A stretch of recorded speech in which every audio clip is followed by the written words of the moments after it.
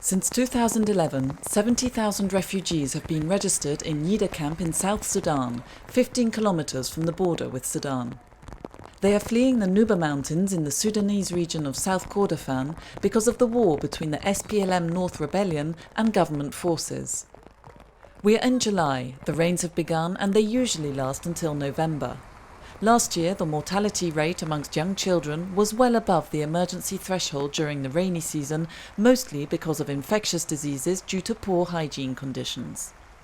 The lessons learned from last year were that malaria, diarrheas and acute respiratory infections were the main killers. So in order to prevent those diseases to spread in the camp this year, we launched a water and sanitation program.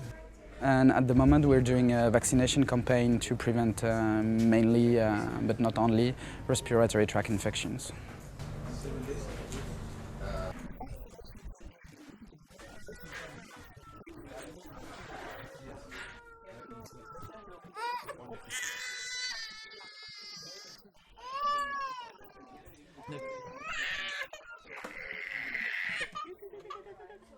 Well, this vaccination is special because this is the introduction of vaccination, a new vaccine or a new antigen in a population that is considered to be living in precarious conditions.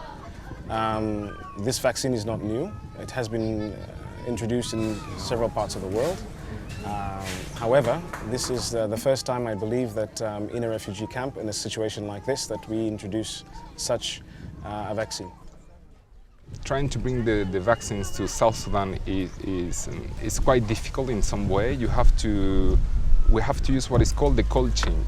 The cold chain, the idea is that the vaccine have to come in a controlled temperature, a low controlled temperature between +2 and +8 degrees Celsius, and that has to come from the manufacturer until the patient receives the shot in the arm or in the leg.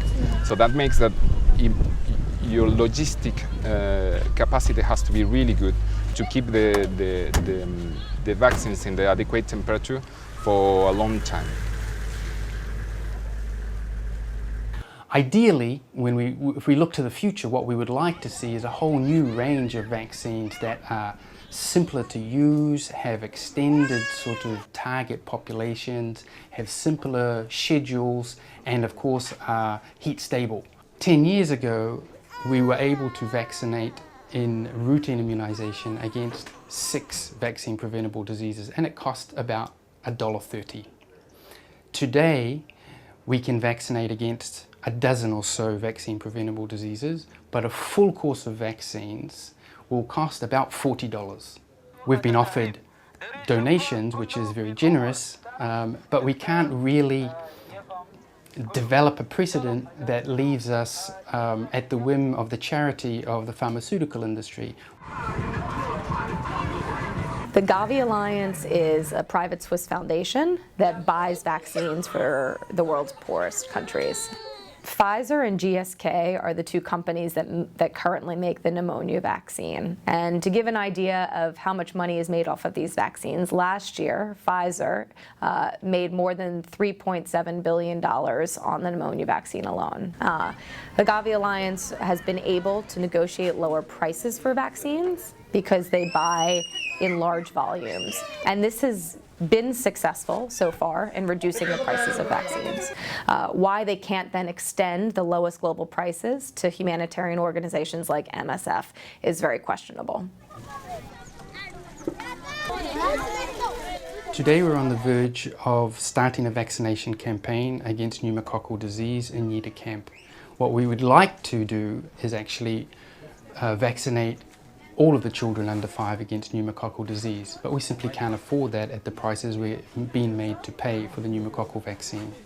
I don't think we really are asking to negotiate for Gavi prices, although we do think that Gavi should have a mechanism for making Gavi-priced vaccines available in an emergency. Beyond that, I think we want to ask for prices even better.